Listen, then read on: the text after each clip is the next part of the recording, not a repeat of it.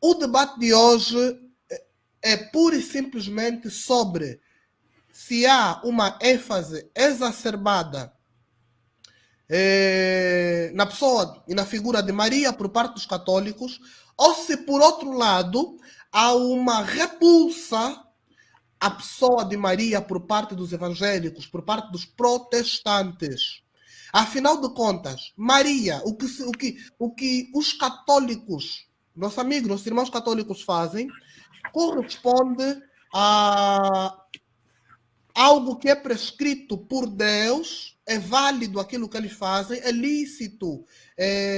Por exemplo, a veneração, ou que os católicos chamam de hiperdulia, a veneração, a intercessão de Maria, é válido, é lícito, é apropriado.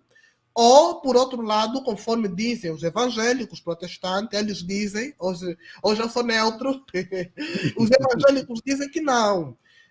Os católicos, apesar de chamarem de hiperdulia ou veneração, ou qualquer outro termo que eles queiram usar, no fim das contas, no ponto de vista deles, dos protestantes, dos evangélicos, eu excluído,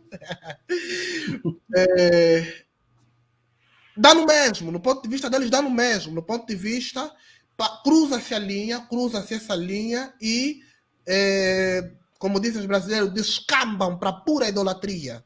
Então, existe esse elemento idólatra dentro do catolicismo com relação a Maria, existe esse culto a Maria, por isso o tema do debate é entre o culto e o desprezo. Existe esse culto a Maria, ou então existe desprezo a Maria, desprezo esse que leva a jogar uma linda tradição ou todo o legado da pessoa e da figura de Maria na lata de lixo. Esse é o debate. Comenta aí, pelo amor de Deus, que nós vamos começar. No meu lado esquerdo está o Frei, nosso amigo Frei Joaquim José Rangalo, mais conhecido como JJ Rangalo. Bem, obrigado, muito obrigado. Obrigado também pela apresentação e também por esse convite, né, para essa conversa que vamos ter hoje, que eu acredito que vai ser muito interessante. Muito bom, muito bom. E do meu lado direito é pastor Cianuque Monteiro, o homem mais procurado de Angola, dentro da tradição evangélica. Pastor Cianuque, como está? Muito boa noite a todos em Angola, boa noite aí o Frei Joaquim Angalo e Hugo Jordão, ambos estão na Europa, então eu estou aqui na América do Sul e vocês estão na África. Hoje, 3 continentes em ação, eu estou muito feliz por estar aqui e poder partilharmos a palavra de Deus. E eu repito, a ideia do debate não é necessariamente um mudar a opinião do outro, que isso é quase impossível, mas para dar a oportunidade para você que nos escuta de ouvir 2 posições e poder, posteriormente, fazer o trabalho de casa, fazer as tuas pesquisas e com a mente própria, você chegar à tua própria conclusão também, obviamente, com a ajuda do Espírito Santo. Pastor, podemos começar? Ou melhor, Frei, podemos começar? Sim, muito bem. Muito obrigado, mano Hugo Jordão, aí pela introdução, pela apresentação. E como, digamos, o ponto de partida e o ponto de chegada vai ser sempre a Sagrada Escritura, eu queria começar a minha reflexão sugerindo Gálatas 4:5, ok? Onde se pode ler: quando chegou a plenitude dos tempos, Deus mandou seu Filho, nascido de mulher, para que recebêssemos a adoção de filhos. Okay? Gálatas, repito, 4:5. Naquilo, digamos, quando nós falamos da devoção, assim vamos começar, a palavra tradicional e doutrinal é essa devoção à Virgem Maria. A igreja, não direi só a igreja católica, que é um aspecto importante também a ter em conta esta.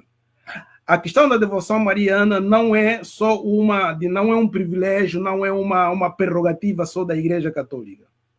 Depois, portanto, eu, nos meus minutos, vou tentar situar as coisas. Em todo caso, é isto.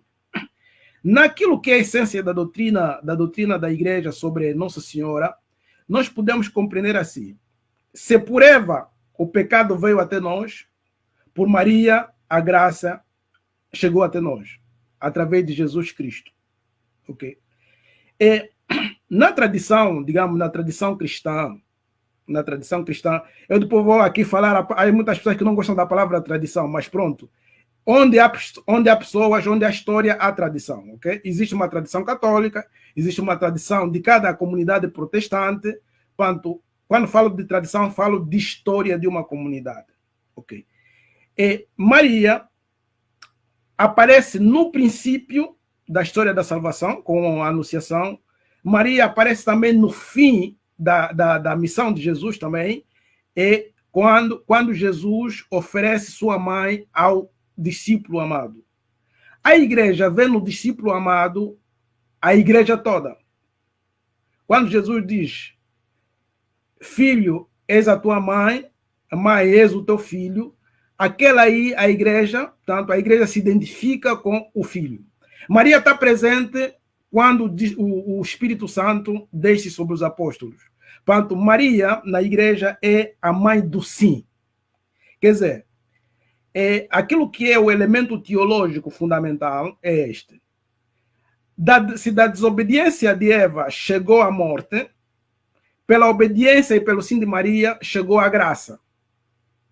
É assim que, portanto, da obediência e do amor de Maria, portanto, a igreja reconhece a grandeza do sim de Maria. Maria é chamada também a mulher do sim.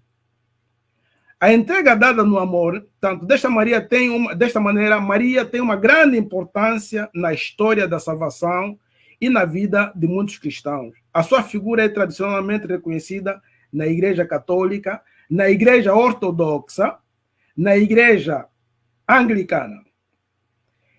Ultimamente, também vamos aqui parar, vou aqui já, quando nós falamos do mundo protestante, não é isso? E essa também preciso, acredito que depois aí o pastor vai aprofundar, precisamos de fazer alguma justiça para não generalizar. Porque, por exemplo, os luteranos hoje estão a fazer um trabalho muito grande em termos de retomar a tradição da devoção mariana. Trata-se, portanto, aquilo que nós chamamos culto, aquilo que as pessoas chamam culto, na verdade é aquilo, a palavra culto também é sinônimo de devoção, ok? Portanto, na Igreja Católica e na Igreja Ortodoxa, de todas as acepções ortodoxas, portanto, se manteve desde os primeiros séculos, portanto, uma devoção especial a Maria. O que acontece?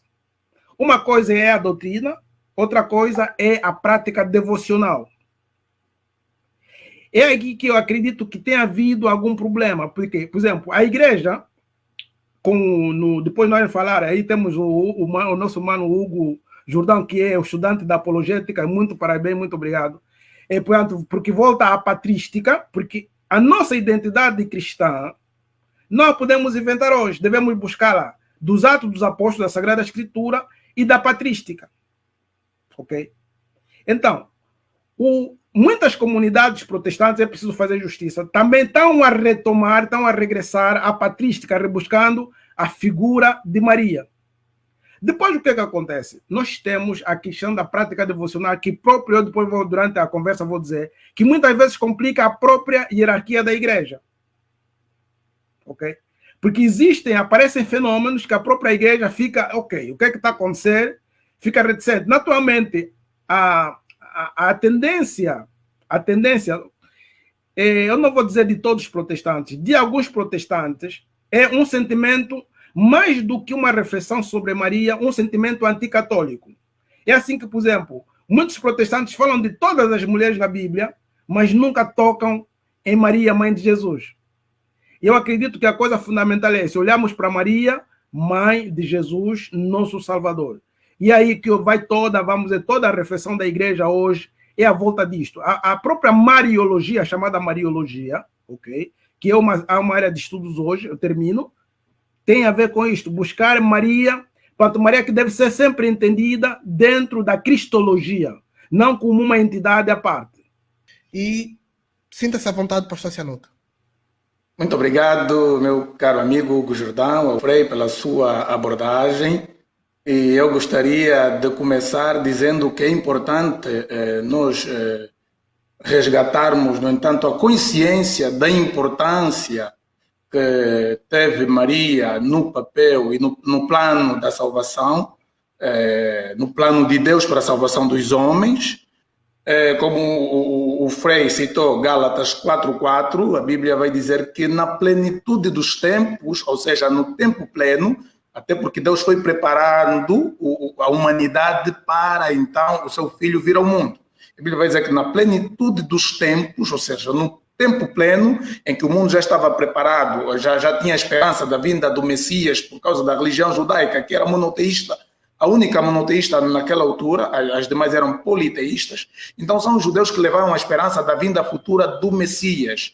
Também Deus havia usado os gregos que disseminaram a língua grega, porque para Cristo chegar e se entender a mensagem da salvação, já que o mundo havia vários idiomas, era preciso que o mundo todo fosse ligado por um único idioma, e naquela altura Deus usou os gregos que helenizaram o mundo, ou seja, por isso nós falamos que o Novo Testamento foi escrito em grego.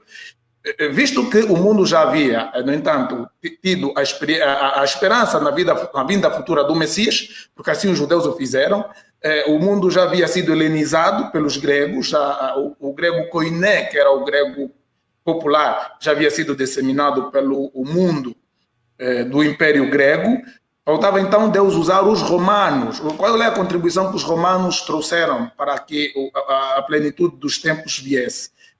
A lei romana. Hoje, por exemplo, quem estuda direito fala do direito romano. Os romanos fizeram grandes contribuições, por exemplo, aí na Europa, onde está o Frei, onde está o Hugo, até hoje vemos grandes construções de estradas feitas pelos romanos, ou seja, os romanos foram usados para trazer aquilo que chamamos do latim a pax romana, ou seja, a paz. Os romanos acabaram com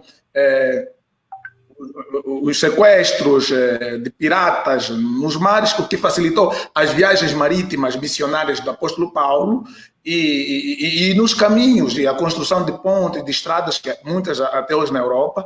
E, no entanto, tudo aquilo foi acontecendo no Antigo Testamento, era uma forma de Deus preparar o mundo para a vinda do Messias. Então, quando Paulo vai dizer em Gálatas 4:4 que na plenitude dos tempos Deus envia o seu filho, e Paulo até ressalta, nascido sob a lei, ele nasce no tempo da lei, nascido sob mulher. Ele ressalta então que Cristo não caiu do céu assim como Satanás ou o anjo do mal caiu do céu, ou foi lançado. Não, Cristo nasceu de forma natural através de uma mulher. Esta mulher, eu vou agora aqui usar também um texto, já que o Frei usou nós encontramos, e até postei este texto, em Lucas, no seu capítulo 1, versículo 38, diz assim: disse então Maria, eis aqui a serva do Senhor. Repare no termo que Maria usa, serva do Senhor, ela é serva. Eis aqui a serva do Senhor, cumpra-se em mim segundo a tua palavra. E o anjo ausentou-se. É importante salientar aqui que o maior profeta messiânico, ou seja, o profeta que mais fez previsões sobre o Messias, que é Isaías, já havia predito que a virgem conceberá e dará luz a um filho. No entanto, Maria não era a única virgem que existia naquele tempo. Existiam várias virgens, várias mulheres judias, e o anjo anunciou a Maria da seguinte forma: salve, agraciada, tu és agraciada, ou seja, a graça de Deus, que é o favor imerecido. Graça significa favor que você não merece, ou seja, Maria nem merecia. Salve, agraciada, mulher, tu foste escolhida, serás mãe do Messias. Então, Maria recebe o anúncio que ela seria mãe do Messias, ou seja, ela seria a portadora do Messias. Então, qual é o papel de Maria? Maria serve como portadora, não como geradora em si, porque o Espírito Santo gerou Maria no ventre, gerou Jesus no ventre de Maria. Ou seja, quando falamos que Jesus é filho de Maria, ou que Maria concebeu Jesus, devemos ter em mente que é uma concepção miraculosa. Não é do mesmo jeito que a mãe do Frei, do Cianuque, do Hugo e dos irmãos que estão a nos acompanhar gerou. Nós somos produtos da fecundação do espermatozoide de nosso pai, mais o óvulo da nossa mãe. A fusão entre o espermatozoide que fecunda o óvulo, que transmite os cromossomas da mãe e do pai para nós, aí é que nós chamamos da nossa concepção, daí que nós herdamos o pecado.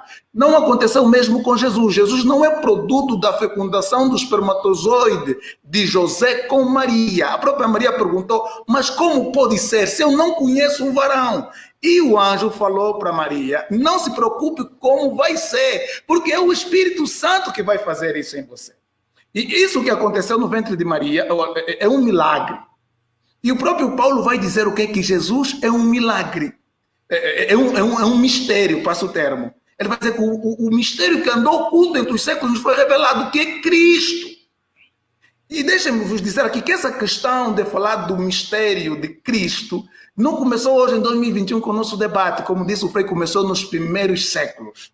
Houve alguns concílios que, por questões cristológicas, foram convocados para se pensar e repensar sobre a divindade desse Cristo que nasceu por meio de uma mulher. Que Cristo é o Salvador da humanidade, que Cristo é Filho de Deus, todo mundo que cria em Jesus aceitava. Mas chegou um período da história da igreja que era preciso repensarmos as nossas doutrinas, se Cristo é apenas Filho de Deus e Salvador do mundo, ou se Cristo faz parte da mesma essência de Deus com o Pai e ser igual ao Pai. Daí onde surgiram algumas heresias, a heresia de Ário, que houve o concílio de 325, convocado pelo imperador Constantino, e houve então o concílio onde esse assunto que estamos aqui a conversar pegou já um fogo, que é o concílio de Éfeso, no ano 431, onde Nestório, no entanto, que depois foi conhecido a sua teoria como a heresia nestoriana, ou nestorianismo, ele dizia que Cristo era apenas, Maria era apenas mãe de Cristo e não mãe de Deus. Está entendendo? Ele falava que Maria era Christotokos, ou seja, geradora do Cristo. Nestório, ele confundiu o seguinte, ele achava que na pessoa de Jesus, ou em Jesus haviam duas pessoas. Primeiro, o Jesus homem, que foi gerado por Maria, e o Verbo, que foi gerado por Deus. Então, para ele, Maria não é mãe do Verbo, não é mãe de Jesus. No entanto, foi considerado uma heresia a questão do diofisismo, que Nestório proclamava. E então, quando nós falamos que Maria é mãe de Deus, é por uma questão de lógica, é um silogismo. Que se no concílio de Niceia, em 325, chegou-se à conclusão que Cristo tem a mesma essência com o Pai, que o Verbo é Deus igual ao Pai, logo, se falamos que Cristo é Deus e Maria é mãe de Cristo, logo, Maria é mãe de Deus. Então, essa é uma questão... Tem um minuto para concluir o pensamento. Vou já resumir. Então, é uma questão de lógica. Quando falamos que Maria é mãe de Deus, é pelo facto de ser resultado desse silogismo, dessa lógica. Que se Maria é mãe de Cristo e as duas naturezas, humana e divina, se fundem em Cristo, porque nós não temos quatro pessoas no céu. Não tem o Pai, o Filho, o Espírito Santo, o Verbo e Jesus, o homem. Não. O Verbo que se fez carne...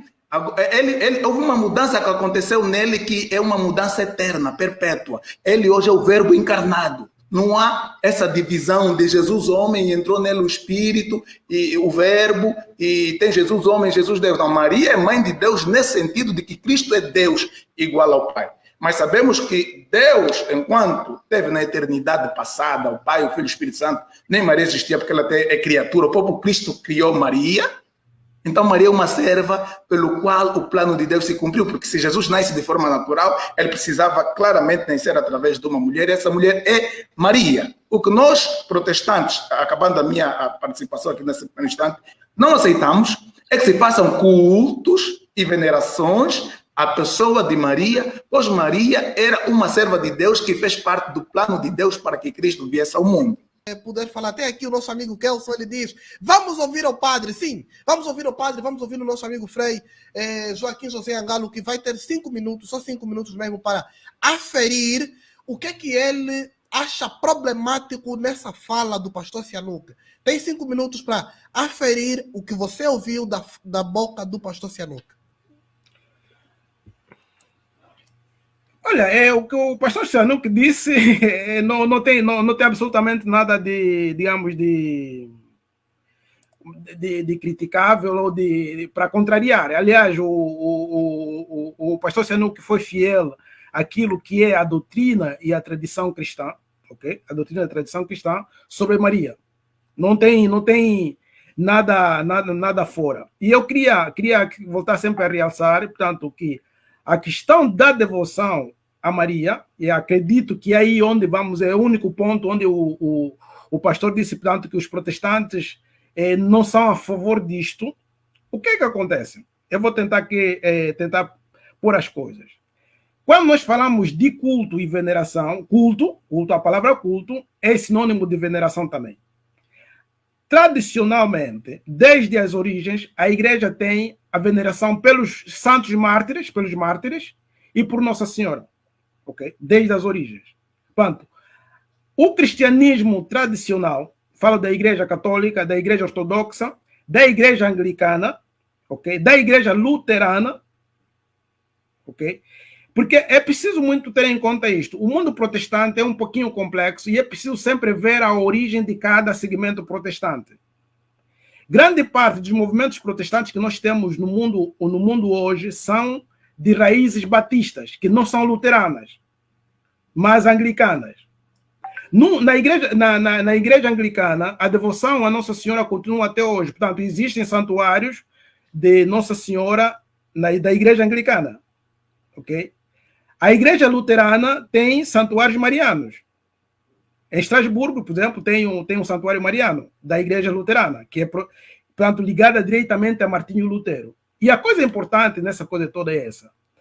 Os pais fundadores do protestantismo, Martinho Lutero, Calvino, Zwinglio, principalmente estes, qual é a visão que tinham de Maria? Aí é onde começa o grande problema do protestantismo, é que os pais do protestantismo eram devotíssimos de Nossa Senhora. Depois o que é que acontece? Coisa muito importante que o pastor fez é rechamar-nos aos primeiros concílios, aos primeiros 7 concílios da cristandade. Ou seja, qualquer comunidade cristã que se queira com uma identidade cristã, precisamos fazer isso, ela precisa de se rever nos primeiros 7 concílios da cristandade. Se uma comunidade cristã não se revê nos primeiros 7 concílios da cristandade, então fica tudo complicado. Porque, por exemplo, o pastor disse alguma coisa que é super importante. Muita coisa do debate que estamos a fazer hoje foi feito pelos padres da igreja. Eu gosto muito do trabalho do mano Hugo Jordão, que é um trabalho extraordinário, que é o estudo da apologética que depois leva sempre à patrística. Quem são os pais da igreja?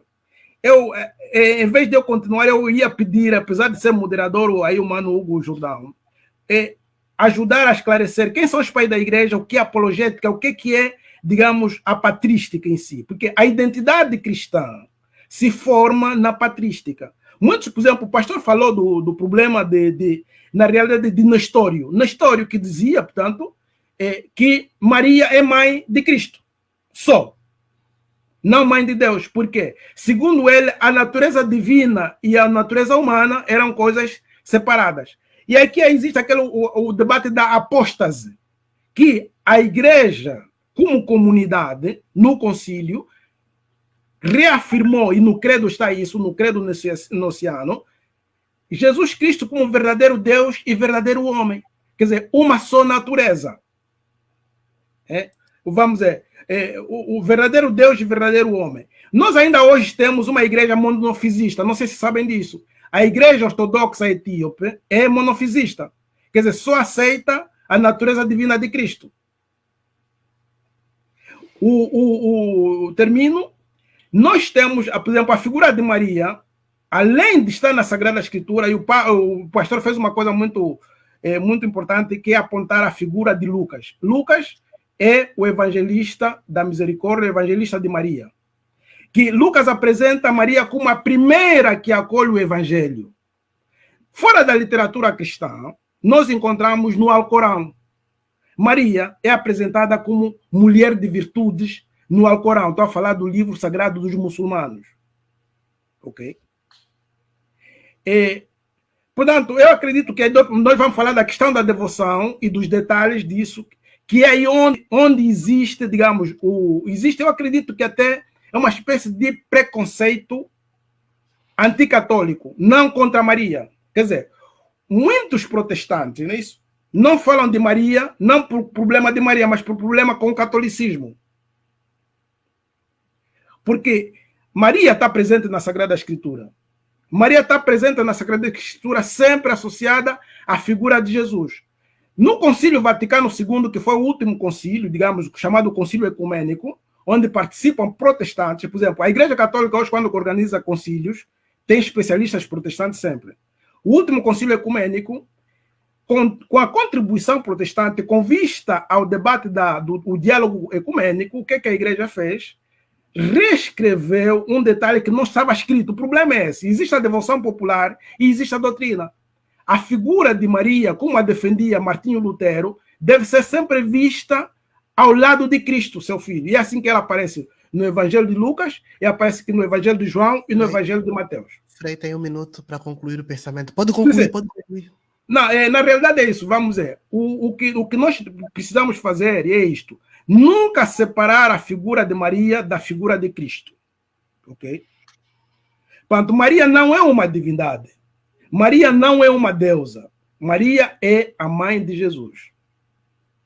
Então, isto é que a igreja ensina. Agora, o que as pessoas procuram perceber ou forçar a perceber é esse outro problema. Ok? Portanto, o que está no catecismo da igreja, o catecismo da igreja está aí: Maria é mãe de Jesus. Como nós acreditamos que Jesus Cristo é o Salvador, e houve uma concepção misteriosa, porque assim, nós também como cristãos devemos admitir, Deus é mistério. Nós não sabemos tudo sobre Deus. Não podemos explicar tudo. Por exemplo, eu não sei explicar a concepção de Maria. Não podemos explicar. Ela concebeu por força do Espírito Santo, segundo Mateus, que rechama Isaías 7:14.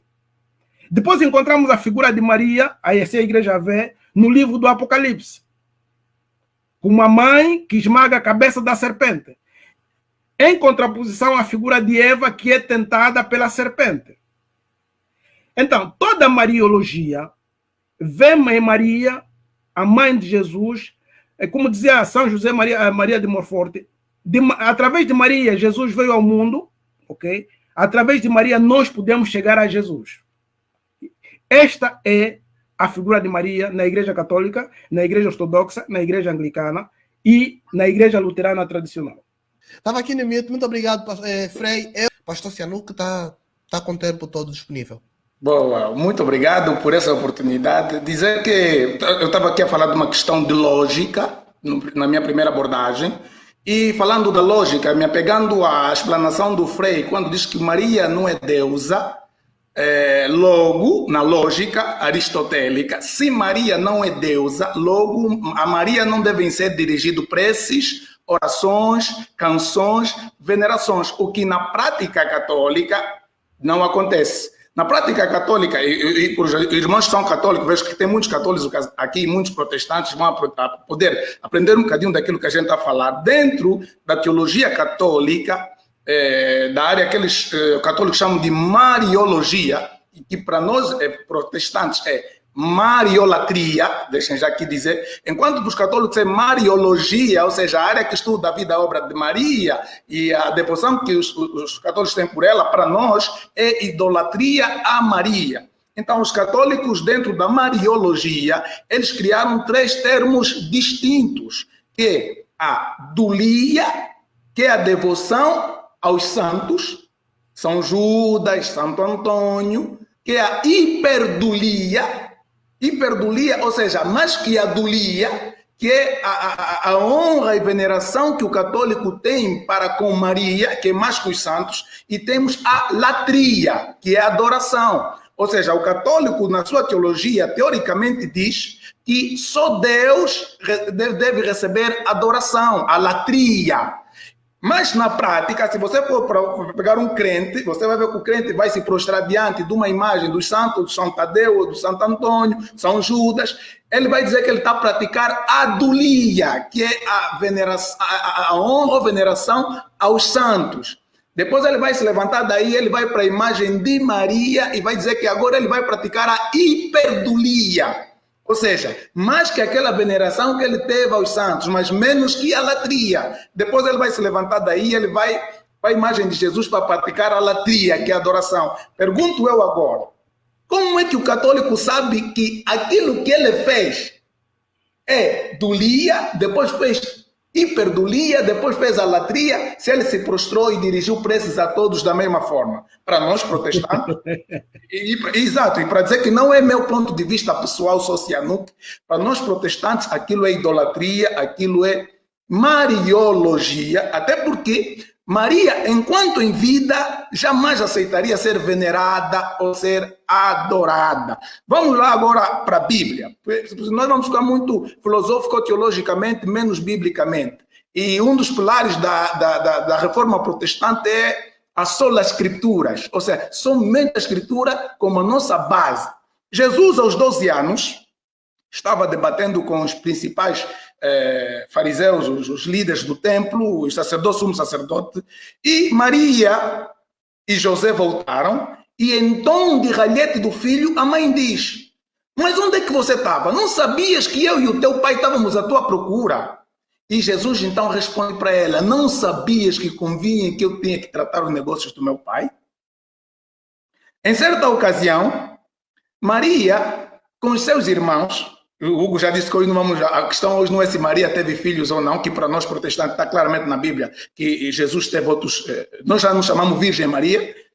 O nascimento de Jesus foi virginal, mas depois Maria teve outros filhos. Um deles é Tiago, que escreveu a epístola de Tiago, não Tiago discípulo, e Judas, que escreveu a epístola de Judas, era o Judas, irmão do Senhor, mas que também não é hoje aqui o assunto. Mas para dizer que certa vez Maria e irmão de Jesus chegaram e os discípulos foram dizer: está lá fora a tua mãe e os teus irmãos para chamar. É como se nessa live tivesse agora a minha mãe aí. Eu ia pedir licença, um momento só, já volto já. Ou ia mandar alguém dizer: não, diz a minha mãe que eu estou numa live e venho já, porque ela é minha mãe, aquela figura de mãe. Mas Jesus perguntou: quem é minha mãe e quem são meus irmãos? Minha mãe e meus irmãos são aqueles que estão ouvindo a palavra de Deus. Ou seja, em outra palavra, Jesus estava a dizer que mandem eles entrarem para sentarem aí. Estes são minha mãe e esses são meus irmãos. No primeiro milagre que Jesus praticou, que todo mundo sabe que é no casamento transformar água em vinho, o vinho acabou. Não foi vontade própria, iniciativa própria de Jesus transformar água em vinho. Foi Maria que disse que olha, ele vai fazer. E depois Jesus olhou para Maria e disse: mulher, que tenho eu contigo? Ainda não é chegada a minha hora. Olha como Jesus te dirige para Maria. O último episódio que eu vou dar aqui como exemplo é Jesus na cruz, e o Frei falou disso. Maria, é claro, estava a chorar com aquele sentimento de meu filho, mas Jesus olhava Maria. Maria, deixa aqui salientar também, que dentro da teologia católica fala-se da Imaculada Concepção de Maria, ou seja, que Maria nasce sem pecado. Mas a Bíblia vai reprovar essa ideia dizendo que todos pecaram. Todos. Isso é lógica. Todos. Todos pecaram, excluídos. Todos incluem Maria. Todos pecaram e afastados estão da glória de Deus. A única pessoa que não tinha pecado, primeiro Adão e Eva foram criados perfeitos e depois Cristo que nasce perfeito. Maria foi uma pecadora, Maria foi salva na cruz do Calvário por Jesus Cristo. Maria foi o canal para o qual Jesus viesse. Nós não desprezamos Maria. E Maria deve ser pregada como se prega Ana.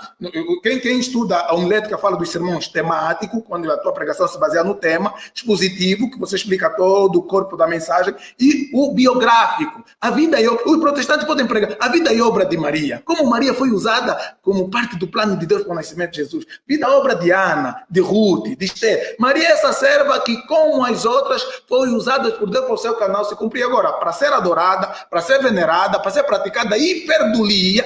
A própria Bíblia reprova isso e Maria em vida nunca aceitaria isso. Essa é a posição dos protestantes, isso é o que nós reprovamos, que nós dissemos que Maria, e eu estava na cruz, Jesus falou para a mulher: mulher, não chore por mim, falou para Maria, chorei antes por você mesma e pelos seus filhos. Ou seja, chorem vocês, mulher, por vocês mesmos, pecadores. Não tenham pena de mim. Eu sou teu Salvador. Essa é a mensagem de Jesus na cruz. Jesus morre e ressuscita para salvar toda a humanidade, incluindo Maria, que foi usada, então, como um canal para que Jesus viesse ao mundo. Não menosprezamos Maria. Antes não colocamos Maria, porque os católicos, eles colocam Maria no pedestal com Jesus. Ele vai dizer que não, Jesus merece adoração. Mas ele vai dizer, por exemplo, Ave Maria cheia de graça, rogai por nós pecadores. E a Bíblia vai te dizer no livro de Timóteo, 1 Timóteo 2,5, há um só Deus e há um só mediador entre Deus e os homens, Jesus Cristo homem. Jesus é o único canal para mediar os homens entre Deus e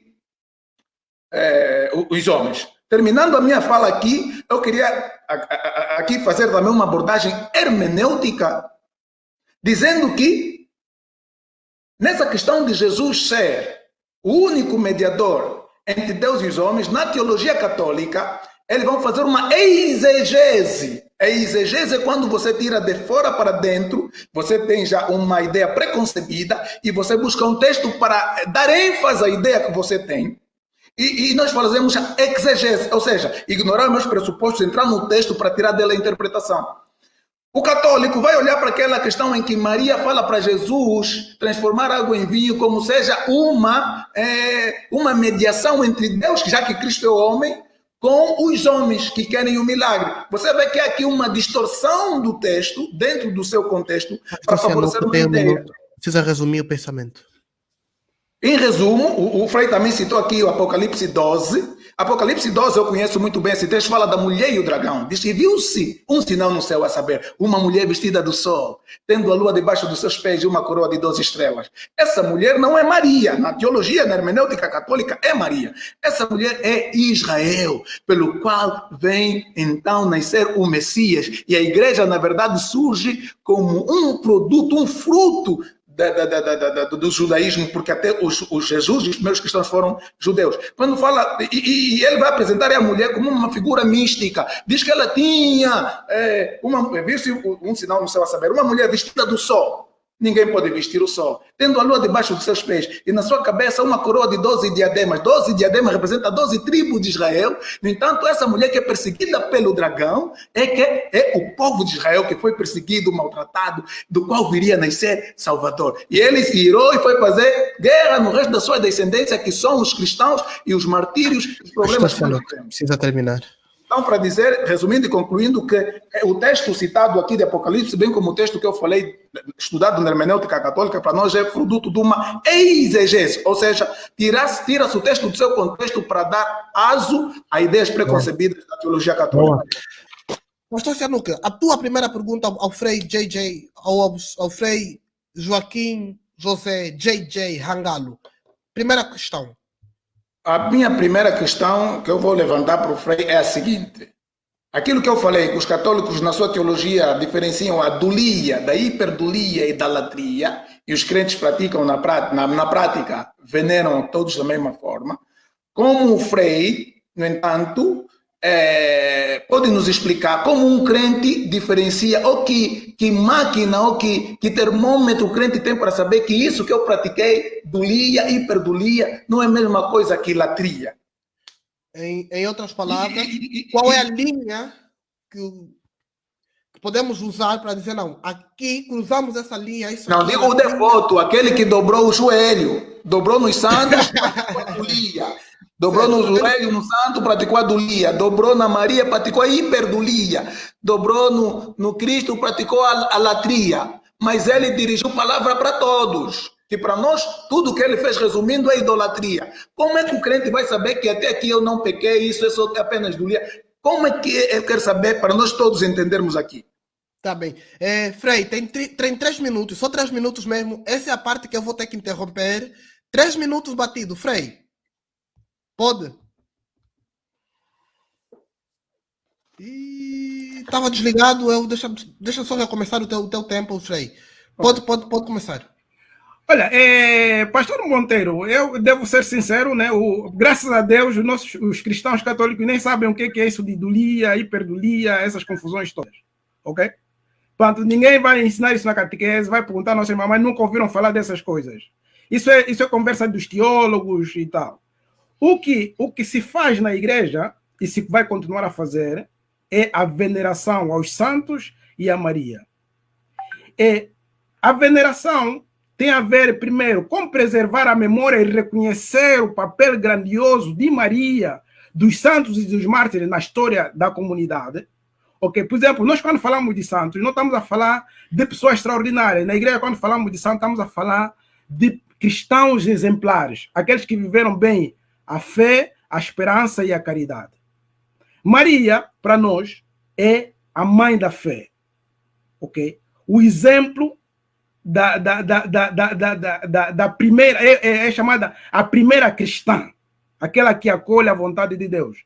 Portanto, a figura de Maria é apresentada à comunidade cristã exatamente como aquela mulher que acolhe. Ela é venerada como mulher que acolhe. Agora, ajoelhar-se diante da imagem de Nossa Senhora, ajoelhar-se diante da imagem dos santos, nós temos o conceito de mediação. Nós acreditamos na mediação dos santos e de Nossa Senhora.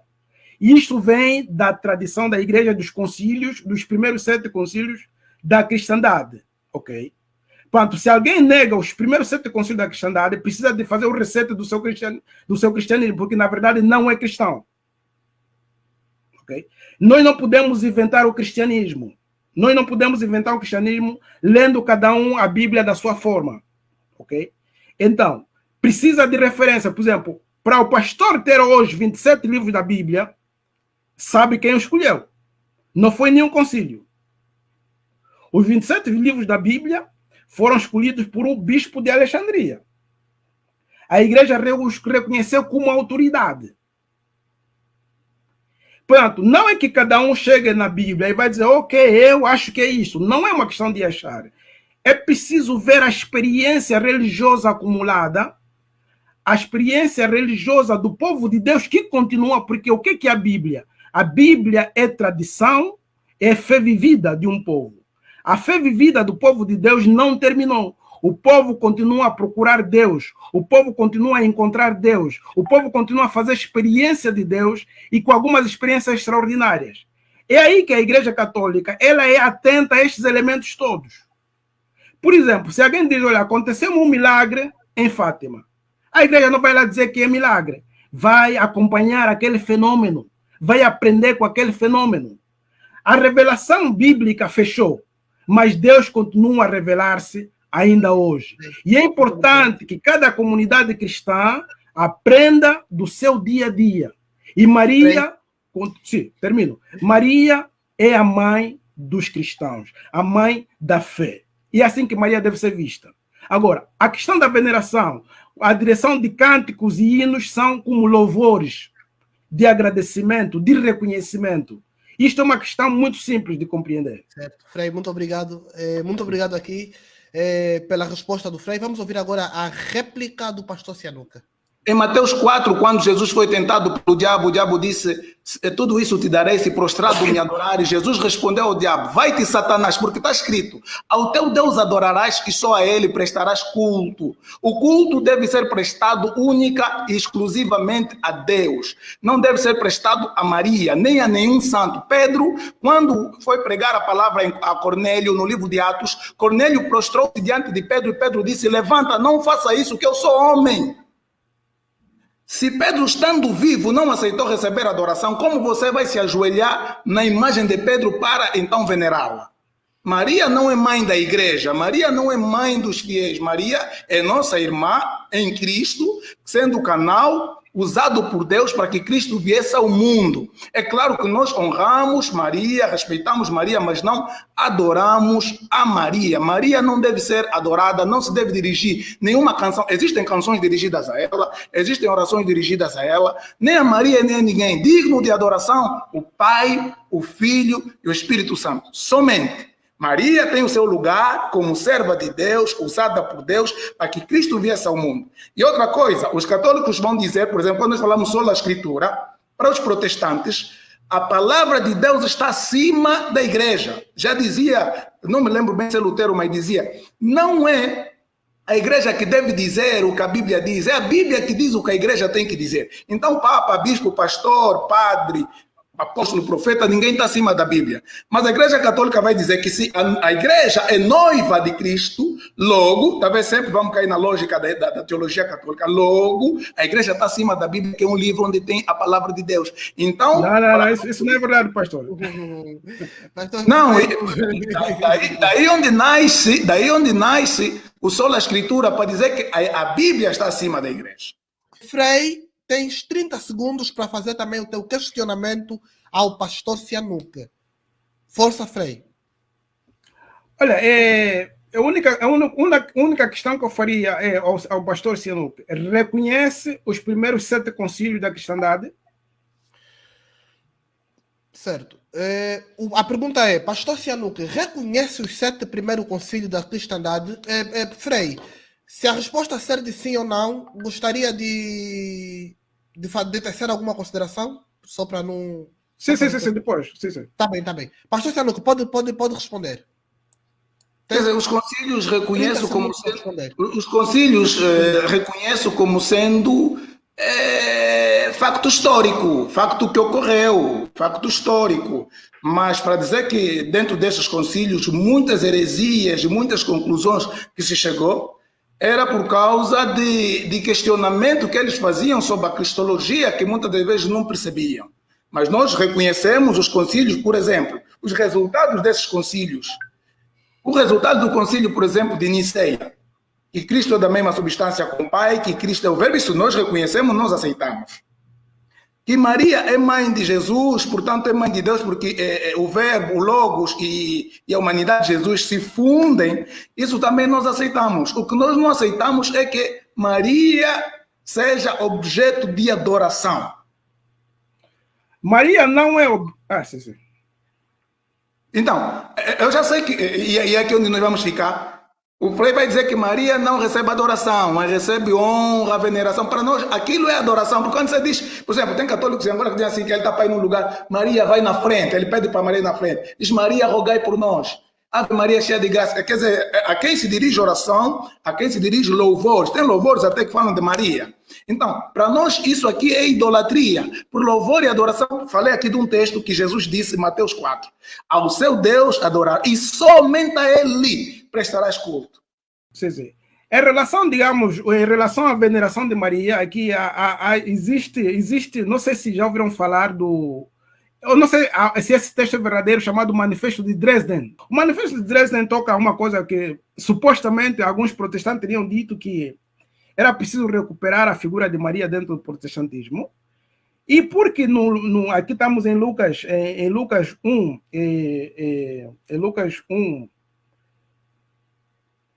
deixa-me aqui ver, estou com problema de vista, parece-me.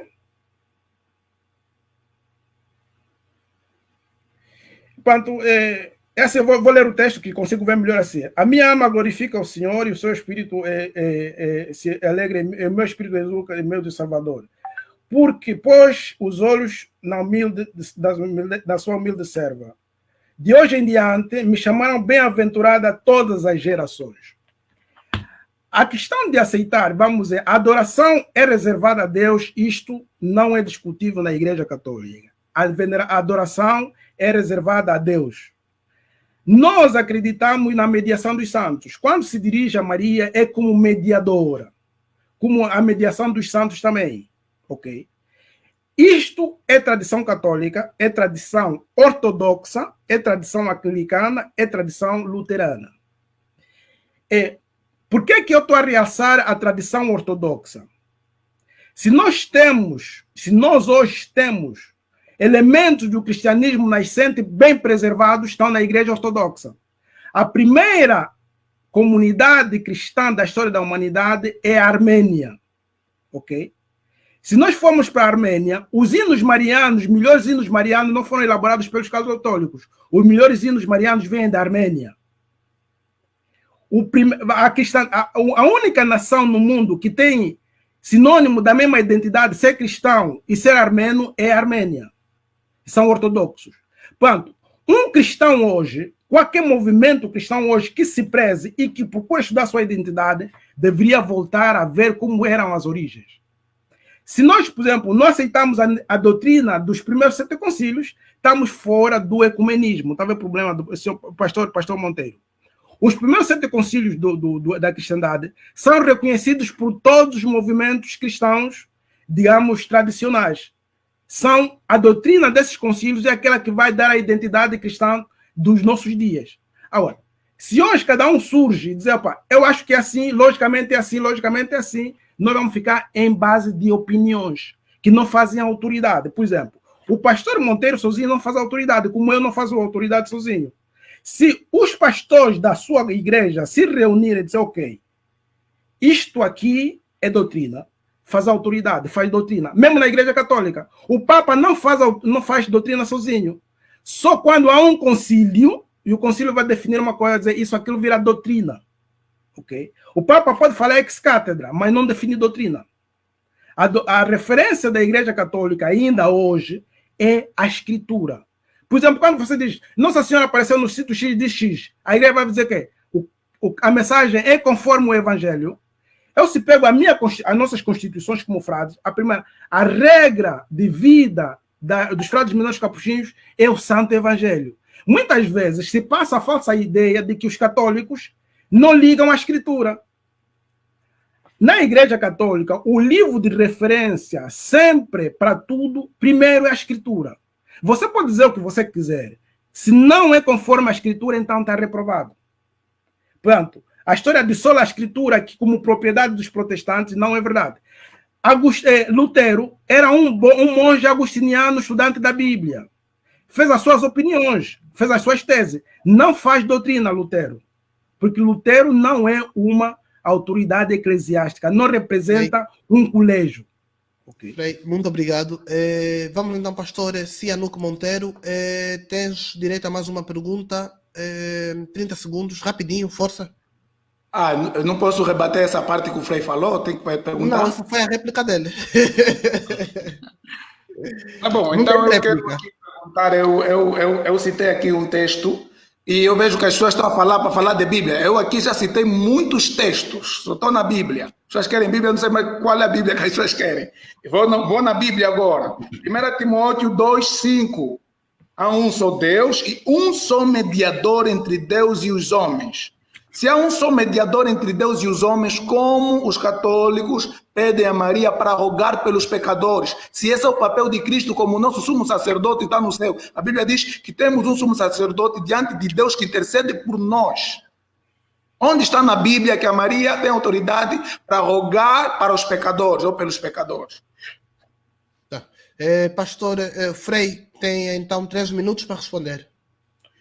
Ok. Na verdade, o que é que acontece? Nós não podemos, digamos, cegamente pensar que a revelação de Deus se fecha com a Escritura. Deus continua a revelar-se.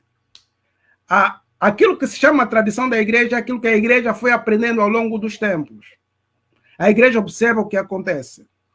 Por exemplo, o pastor citou Timóteo. Eu gostaria de desafiar as pessoas a lerem, por exemplo, 1 Timóteo 2, 8, 15. Se vão concordar com aquilo que está escrito. É preciso que cada texto das cartas de Paulo seja situado na comunidade para a qual foi escrito e no momento histórico. Não se faz doutrina com tudo que Paulo escreve. É uma referência, aquilo são referências para cada comunidade. O que é que acontece? A igreja, numa fase posterior e hoje, continua a estudar e a tentar compreender muita coisa. Não sabemos tudo sobre a Sagrada Escritura, não sabemos tudo o que está escrito na Bíblia, não sabemos interpretar tudo. Hoje estamos, com o recurso à arqueologia, a melhoria dos conhecimentos, estamos a compreender muitas outras coisas. Nem tudo se sabe. O que é que acontece? O que é importante para a igreja é aprender com a experiência religiosa do seu povo ao longo dos tempos, ainda hoje. Por isso, ainda hoje, Maria fala. Okay. Maria continua, nós chamamos Maria mãe da igreja. Maria esteve no templo, esteve no momento da manifestação do Espírito Santo. Maria esteve no princípio da vida do nosso Salvador. Maria esteve no fim da vida do nosso Salvador. Maria é uma presença constante na vida de Jesus. Por isso a igreja tem Maria presente na vida da igreja sempre. Okay? Maria esteve sempre presente na vida de Cristo. E a igreja acredita que Maria está presente na vida da igreja. Maria caminha com a igreja. Okay? Maria não é uma deusa. Maria é a mãe de Deus, a mãe de Jesus Cristo, a primeira cristã. Ela caminha com a igreja e hoje a igreja continua a apresentar a figura de Maria. Isso tem uma parte ideológica também. No momento em que se começa a ver a figura das mulheres como menosprezada, a igreja repropõe a figura da mulher Maria como uma mulher de grande dignidade. Eu aqui, temos aqui o nosso apologista que conhece com certeza São João Crisóstomo, não é isso? Que São João Crisóstomo fala das mulheres de uma forma que hoje assustaria muitos feministas, ou muitas feministas. A figura de Maria, okay, como mulher de fé, que está na vida de Cristo, é a mesma que a igreja procura reportar hoje. Maria que está dentro da missão da igreja. Maria caminha com a igreja. É assim que nós vemos. Ela não é deusa. Nós não adoramos Maria. Nós continuaremos e continuamos a venerar Maria como mãe de Deus. E como intercessora, nós acreditamos que ela intercede. É verdade que, por exemplo, o pastor deu o exemplo das bodas de Canaã. É verdade que nós vemos, ok, Maria intercedeu pelos noivos. É um exemplo de intercessão.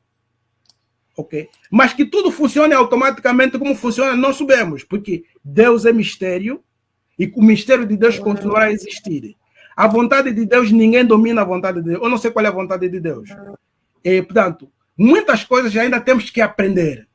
Okay. E aí que eu digo que a coisa mais importante na vida cristã não são as especulações que fizemos, mas a espiritualidade que cultivamos. Aquela busca de Deus na nossa vida. Sim. E podemos usar a mediação, podemos usar as figuras assim, dos santos para aprender com eles, e usar a figura de Maria para aprender com ela a cumprir e aceitar a vontade de Deus. Portanto, aqui estamos Lucas e o evangelista de Maria. Boa. Pastor Cianuque Monteiro, tem 2 minutos para a sua réplica. Bem, é que fique claramente aqui esclarecido que nós protestantes não reconhecemos isso que o Frei falou, porque a autoridade máxima é a Escritura. Ou seja, os concílios devem todos se pautar nas Escrituras. O que o Hugo ou um colégio de pastores falasse, não tiver... Aconteceu, os crentes de Bereia, Paulo foi em Bereia e está escrito assim, ora, estes eram mais nobres do que estavam em Tessalônica, porque ouvindo o que Paulo dizia, conferiam no Antigo Testamento, que era a Bíblia do Novo Testamento, ainda não estava concluído o cânon do Novo, porque conferiam na Escritura se essas coisas que Paulo falava era assim.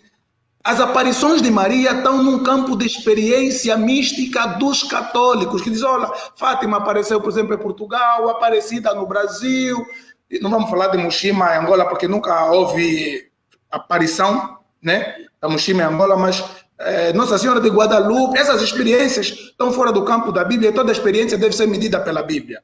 Mas nós temos, já que os irmãos que comentam estão a pedir Bíblia, eu vou citar a Bíblia, nós temos Jesus dizendo, eis que estou convosco sempre. Nunca Maria disse que estaria conosco. Maria não está com a igreja, não anda com a igreja. Maria repousa com os santos no paraíso, aguardando a ressurreição do corpo. E está dizendo aqui, eis que estou convosco sempre, Mateus 28, 20. E Jesus ainda diz, onde estiverem 2 ou 3 reunidos em meu nome, Mateus 18, 20. Lá estou. A promessa de termos a presença é de Jesus Cristo. Isso é Bíblia, isso não é um concílio ou uma corrente teológica. É a promessa de Jesus. Onde tiverem 2 ou 3, lá estou. Eis que eu estou convosco todos os dias. E, no entanto, Maria não deve ser adorada. Maria não intercede por nós. Maria aguarda a ressurreição do corpo, a transformação da incorruptibilidade e imortalidade do seu corpo, tal como todos os outros santos aguardam. É claro que nós falamos que Maria deve ser honrada, respeitada, porém não venerada, não adorada, não dirigida a ela nenhuma canção, nenhuma prece e nenhuma adoração. A Elsa Ifunge, acho que é assim que se pronuncia o nome dela, se eu estiver a pronunciar mal, peço aqui já desculpas antecipadamente. A Elsa pergunta, Frei Hangalo, Maria está viva? A resposta é sim. O que nós recebemos dos padres da igreja, da experiência da igreja, é que ela está viva. E aqui entraríamos no tema da Assunção de Nossa Senhora. E o dogma da Assunção, portanto, o dogma da Assunção é essa, que Maria... E o que acontece? Por exemplo, o pastor... Vou ser rápido, né? O pastor nega a doutrina dos concílios. Ok, se nega a doutrina dos concílios, nós vamos estar tudo à base de opiniões. O que acontece?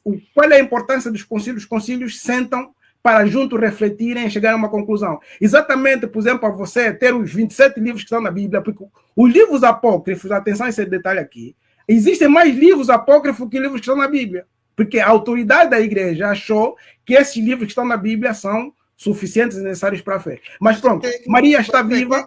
Só para complementar, desculpa aqui interromper. Alguém aqui, são muitos comentários, passou assim rápido para quem tentar encontrar para meter na tela. Alguém perguntou se Maria está viva e o resto acho que é isso que ele perguntou. E o resto?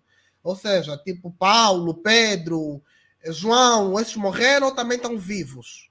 Vivo no sentido não místico, porque presumo eu que tanto protestante como evangélicos todos cremos que os que morreram em Cristo continuam vivos no Senhor. Estão mortos fisicamente, mas continuam vivos no Senhor. Mas o Frei, não é, seguindo o dogma, e aqui é uma conversa até que nós não queríamos chegar, da Assunção de Maria, acredita que Maria está fisicamente viva, não é apenas uma questão espiritual, está viva como o Senhor Jesus Cristo está vivo. A pergunta é, e os outros, Paulo, Pedro, estão fisicamente vivos ou só Maria? Olha, o caso de Maria começa logo com o mistério da sua concepção, não é isso? Se ela é mãe de Deus, ela concebeu sem pecado. Portanto, a questão da Maria liga-se a todo o mistério cristológico. É assim que a igreja vê. Portanto, se Cristo que também encarnou, o corpo, Cristo está vivo ou está morto? O corpo de Cristo onde está? Então, a questão cristológica da Assunção de Maria se liga a isto. Cristo, isso está na Bíblia, Cristo ascendeu, a ascensão de Jesus. Então, a tradição da igreja, a compreensão teológica é essa, que aquela que teve uma concepção virginal, que concebeu o Filho de Deus, também eventualmente teve uma matéria particular e o seu corpo foi para um lugar especial. Os outros, é o que você disse, nada a tirar, nada a acrescentar em relação à ressurreição, é aquilo que você disse, Jordão. Bom, eu vou passar aqui a bola ao pastor Cianuca. Pastor Cianuca, Maria está viva? Bem, primeira coisa que as pessoas devem saber é que a Bíblia não registrou a morte de Maria. A Bíblia não está registrada na Bíblia, mas livros históricos registram que Maria morre em Éfeso. Maria morre em Éfeso quando Jesus disse: filho, eis aí tua mãe, mãe, eis aí teu filho. Os católicos dizem que aí, quando diz eis aí tua mãe, que João é visto como sendo toda a igreja e Maria, portanto, é mãe da igreja, que é uma falácia, no meu ponto de vista, e nosso ponto de vista é uma falácia, e não é verdade. Jesus estava falando de forma literal para que João recebesse, e a Bíblia vai dizer, o contexto vai dizer, e a partir daquele momento João o recebeu como mãe e cuidou de Maria. Maria, ela falece em Éfeso. Os outros filhos onde estavam? Não, João era o discípulo amado. Os filhos de Maria? Por que não cuidaram da mãe? Os discípulos estavam lá também. Não, o pastor disse que Maria tem outros filhos. Por que os filhos não foram cuidados da mãe? Vamos entrar em águas turbulentas. Essa pergunta a virgindade perpétua de Maria aqui não é um assunto de debate. Então, pastor Cianuque, Frei, Rangalo, contenham-se. Não, eu acho que é só para dizer o seguinte, não vou fundamentar, mas quero deixar aqui patente, porque muitos protestantes e católicos estão aí, não pensam que... É para dizer o seguinte, só para dizer... Os católicos acreditam que Maria nasceu sem pecado. É importante que as pessoas estão aí saibam. Os protestantes não acreditam nisso. Acreditam que quando a Bíblia diz que todos pecaram, Maria faz parte daqueles que eram pecadores. Portanto, era uma crente judia, temente a Deus. Portanto, soberanamente Deus a escolheu para ser portadora de Jesus. Para os católicos, Maria foi assunta ao céu, não provou a morte física. Muitos perguntaram aí. Não, para nós, Maria morre em Éfeso, como está escrito pelo livro dos historiadores, e está aguardando a ressurreição dos santos. Maria continuou virgem, imaculada, para nós não. Isso não significa que eu, pastor Cianuque, estou indo contra vocês. Só estou mostrando que há duas visões teológicas que vocês creem e que nós cremos. Nós não cremos assim, vocês não creem assim. Portanto, aquilo que falamos não é para competir entre o feio e o pastor, quem sabe mais, quem é mais inteligente, mas para que vocês entendam os pontos de vista das duas teologias e cheguem à vossa conclusão. Temos aqui mais uma pergunta do Rodrigo Domingos. Maria fala através de que ou de quem? Essa pergunta também começa com o Frei Angalo. Penso que é referência a uma fala do Frei, quando disse que Maria ainda fala na igreja até hoje. Ele pergunta, Maria fala através de que ou de quem? Olha, a revelação de Deus diretamente nós a encontramos só no Antigo Testamento. Okay? Que Deus que vai falar diretamente àquela ou àquela X pessoa. O que nós depois encontramos são experiências místicas. Ok? Hoje continuam as experiências místicas. Eu queria chamar a atenção aqui um detalhe. Uma experiência mística. Não sei se o Hugo, o meu irmão, conhece as comunidades de Taizé. Não. O pastor Monteiro conhece a comunidade de Taizé? Não conheço a comunidade, não. Olha, as comunidades de Taizé foram criadas por um irmão protestante, irmão Roger. É muito importante conhecermos as comunidades de Taizé. As comunidades de Taizé são comunidades de grande espiritualidade e meditação criadas pelo irmão Roger, que é protestante e que trabalhava diretamente com a Igreja Católica. Infelizmente foi morto. O que acontece? Maria, Deus, Jesus Cristo continuam a falar à Igreja. E falam através de quê? Da experiência de cada cristão. Por isso eu sempre digo, é importante, o debate é importante para esclarecermos a ideia, mas o importante, mais importante de tudo é cultivar uma espiritualidade. A coisa mais difícil da vida cristã é cultivar a espiritualidade. Aquelas pessoas que têm uma espiritualidade elevada tendem a integrar. E eu evoquei aqui a figura do irmão Roger.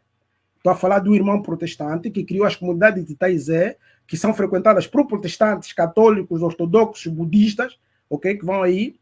Por quê? Irmão Roger cultivou a espiritualidade integra. Ok?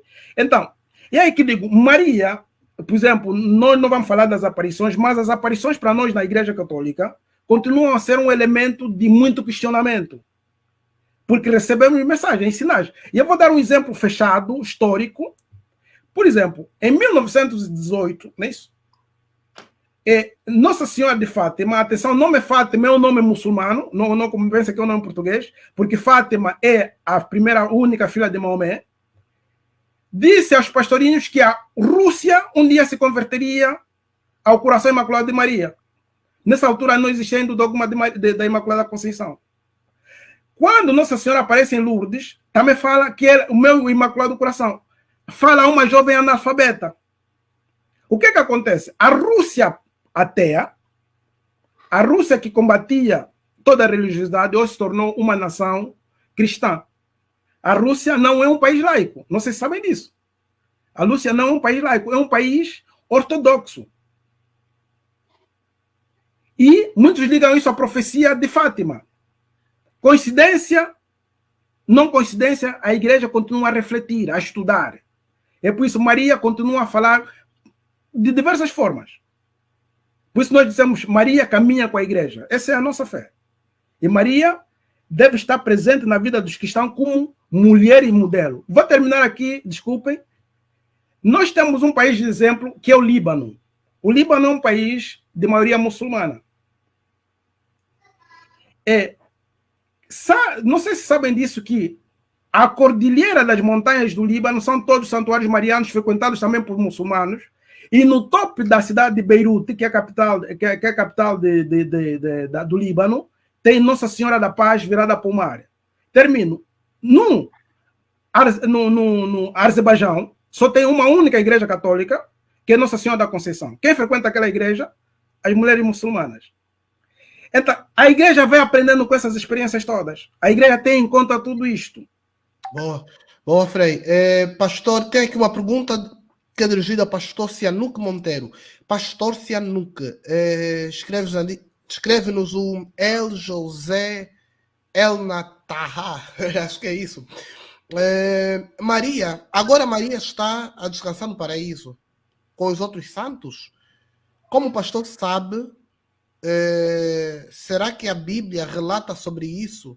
Ou seja, o pastor Cianuque afirmou que Maria, nesse preciso momento, está a descansar no Senhor do paraíso, assim como os outros santos, Pedro, Paulo, João, Tiago. Maria está a descansar no paraíso. Como o pastor tem certeza disso? A Bíblia afirma isso? Bem, eu vou rapidamente dar um checkmate, algo que passou despercebido, já responde essa questão. O Frei disse que Maria fala no meio da igreja. A Bíblia vai dizer que quem tem ouvido, as pessoas pediram Bíblia, eu estou sempre na Bíblia. Vai dizer em várias passagens, quem tem ouvido, ouça o que o Espírito diz à igreja. Em Atos 15:36 está escrito que os apóstolos estavam reunidos em oração, Disse o Espírito Santo: apartai para mim Barnabé e Saulo para a obra que estão comissionados. Jesus disse: eu vou ao Pai e enviarei um Consolador. Ele vos guiará. Quem guia a igreja é o Espírito Santo. Quem fala na igreja é o Espírito Santo. Quem conduz a igreja é o Espírito Santo. Quem dá dons à igreja é o Espírito Santo e não Maria. Maria não substitui nem o Espírito Santo e nem Jesus. Isso é que deve ficar bem patente entre nós aqui. Porque quando se fala que Maria e as experiências místicas, como disse o Frei, essas experiências não têm respaldo bíblico. Eu falei que Jesus Cristo disse que aquele que me ama, eu também o amarei e me manifestarei. A promessa de manifestação é de Jesus. Há muçulmanos que, em meio da perseguição, têm visão de Jesus, Jesus aparece. Paulo teve visão de Jesus, João teve visão de Jesus no céu. Aí sim, estamos na Bíblia. Quando diz que Maria aparece, vamos falar, Maomé também disse que o anjo Gabriel apareceu e disse que Jesus foi apenas um profeta de Deus e que não é o filho de Deus. Aí, nos Estados Unidos, também o Joseph Smith disse que o anjo Moroni lhe apareceu, lhe deu outro evangelho de Jesus. Então, se formos no campo, o Capu Felipe também fala também que lhe apareceram. Quer dizer, se formos no campo místico, no campo de aparições e de experiência, quer dizer, nós vamos viajar e vamos... No protestantismo angolano, quer dizer, no neopentecostalismo angolano, o profeta calado disse que também Deus lhe mostrou anjo. Então, a experiência deve ter respaldo bíblico. Quando tem respaldo bíblico, nós somente ficamos com as escrituras. Agora Maria está descansando no paraíso? Obviamente que Maria está descansando no paraíso. Como os outros santos. Quando falamos, há uma pergunta que fizeram que escapou também. Maria está viva ou não está viva? E quando dizemos que Maria está viva, prestem atenção. Quando falamos que alguém descansa no Senhor, não estamos a dizer que está apenas, como dizem os mortalistas, que estão apenas na mente de Deus. Não. A alma dos santos estão no paraíso, aguardando a ressurreição do corpo. Quando o crente morre, o corpo que é pó volta para a terra e o espírito é levado ao Senhor, bem como a alma aguarda a ressurreição. Quando a trombeta soar, os corpos virão ao encontro do Senhor. Jesus Cristo disse: quem crê em mim, ainda que estiver morto, viverá. Deus não é Deus dos mortos, todos estão vivos no céu. Abraão, Moisés. Mas quando dizemos Moisés está vivo, é, por exemplo, a alma vivente de Moisés está no céu. E ele apareceu com Elias para falar com Jesus. Como os adventistas, por exemplo, não acreditam nisso, acreditam na mortalidade, eles vão dizer também que Moisés, houve uma ressurreição de Moisés, por isso ele aparece. Entendeu? Mas nós negamos isso. Maria, bem como todos os outros santos, estão com a alma no céu. No céu só entrou duas pessoas que não provaram a morte. Essas pessoas são, na Bíblia, Enoque e Elias. De resto, todo mundo provou a morte. Está lá com a alma no céu. O Alírio pergunta: Pastor Monteiro, já que disse que devemos respeitar e honrar a Maria como mãe de Cristo, de que forma a igreja protestante honra e respeita ela? Como uma serva de Deus exemplar, uma mulher de fé. Olha aqui, por exemplo, eu falei aqui no princípio da minha abordagem que quando Deus promete uma coisa, ou como essa coisa vai se dar, Deus não explica. Deus prometeu a José que o exaltaria. Como? O processo que ele passou, a prisão, o palácio, Deus nos... E quando Deus também falou para Sara, que a Sara ia ter filho já na menopausa, ela riu-se. E por quê? Porque o Abraão perguntou: mas como pode ser? Ela está na menopausa, eu já sou maior de idade. Maria faz a mesma pergunta, ou seja, na lógica humana não se concebe. Por isso é que muitos no mundo dizem assim: o primeiro corno foi José, porque Deus corneou. Quer dizer, porque na lógica humana não se concebe como que um ser humano vai estar gerado no ventre de uma mulher sem que o espermatozoide do homem fecunda o óvulo. Então, nós respeitamos Maria, honramos Maria como uma serva exemplar. Olha o que ela disse. Como pode ser? Até o anjo lhe disse: não se preocupa, o poder do Espírito Santo vai te cumprir. E Maria, agora vamos recuar dentro do contexto que Maria se encontrava. Maria podia ser apedrejada, porque toda mulher que cometesse adultério era apedrejada como aquela mulher foi encontrada. Maria era uma jovem desposada com José. Maria teve fé para assumir, para aceitar isso. Eis aqui a serva do Senhor. Todos vão me chamar bem-aventurada, não porque ela tem algo de especial, mas porque a graça de Deus alcançou. E ela é bem-aventurada mesmo. Já imaginou se fosse a minha mãe ou a tua mãe ou a mãe do Frei que podia dar a luz? É bem-aventurada. Não que ela tenha algo místico, algo na eternidade passada, não. A graça de Deus alcançou aquela judia. Ela disse: vão me chamar daqui em diante bem-aventurada. E ela é bem-aventurada porque deu a luz ao Messias. não porque tem algo de especial. Então Maria deve ser lembrada como uma serva de Deus que diz, eis aqui a serva do Senhor, cumpra-se em mim a tua vontade. Todo servo de Deus deve fazer isso. Eis aqui, cumpra em mim a tua vontade e o teu querer. E sermos assim como Maria, um canal de Deus para abençoar as outras pessoas que não têm Cristo. Não, se me permite primeiro uma elucidação, né? Isso, por exemplo, o pastor está insistindo na morte de Maria em Éfeso, que não está na Bíblia, ok? E, portanto, aqui já vem a questão da inquietação que é importante. E uma das coisas que eu acredito que queríamos ter em conta aqui é a questão da memória do povo hebreu.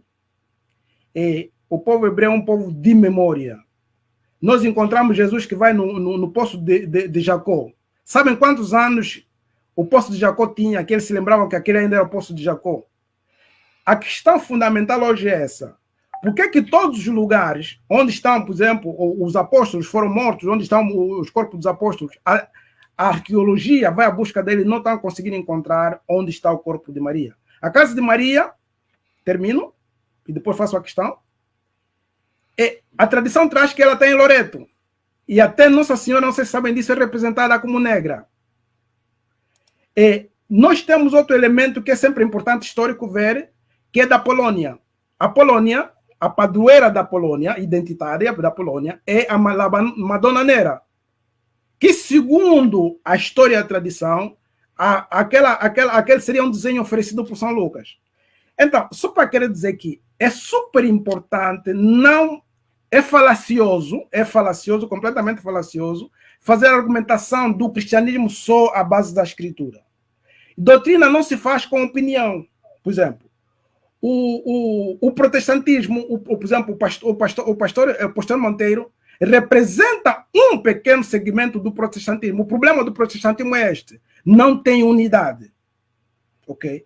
E então, nós vamos a navegar naquele que tem maior jeito de falar, naquele que tem melhor opinião. Aí fica complicado. Por isso é importante a autoridade da igreja. Aí, por exemplo, a igreja luterana tem a chamada Federação Luterana, que para e reflete junta. O mundo protestante, uma das coisas que precisa fazer é dizer o que é o mundo protestante, que é uma confusão tremenda, desculpa dizer esse aspecto, porque depois nunca se percebe quem é quem. Alguém acorda de manhã é coisa. E termino. A minha pergunta principal ao pastor Monteiro é essa: aceita as doutrinas dos primeiros 7 concílios da cristandade? Eu aceito as conclusões dos concílios, portanto, nenhum concílio disse que Maria era digna de receber adoração, ou prece, ou oração, ou canção. Sim, eu vou terminar isso. Isso é um aspecto prático, concreto. Por exemplo, uma pergunta que fizeram: o protestante honra Maria. Honram como em termos práticos, em termos concretos? Qual é a presença de Maria dentro do protestantismo? Nós fizemos Maria, temos imagens, temos hinos marianos, temos peregrinações, temos procissões. São atos de honra e veneração a Maria, concretos. Se você me perguntar como é que nós católicos honramos Maria, com esses atos. Criamos e construímos igrejas grandes, por exemplo, Notre Dame de França, aqui Santa Maria Maggiore, no Brasil aí tem Nossa Senhora Aparecida, que de fato nunca apareceu. São atos de veneração, mas não são atos de adoração. Através de Maria, nós sabemos que chegamos a Deus, porque através de Maria, Deus chegou até nós. É assim que nós vemos. Bem, como de forma prática nós honramos e respeitamos Maria? Não, as pessoas estão dizendo que eu não respondi, mas eu respondi. Olha só que o autor aos Hebreus vai dizer: eis que nós estamos rodeados de uma tamanha nuvem de testemunhas. Maria é uma mulher de fé, tal como outras mulheres de fé.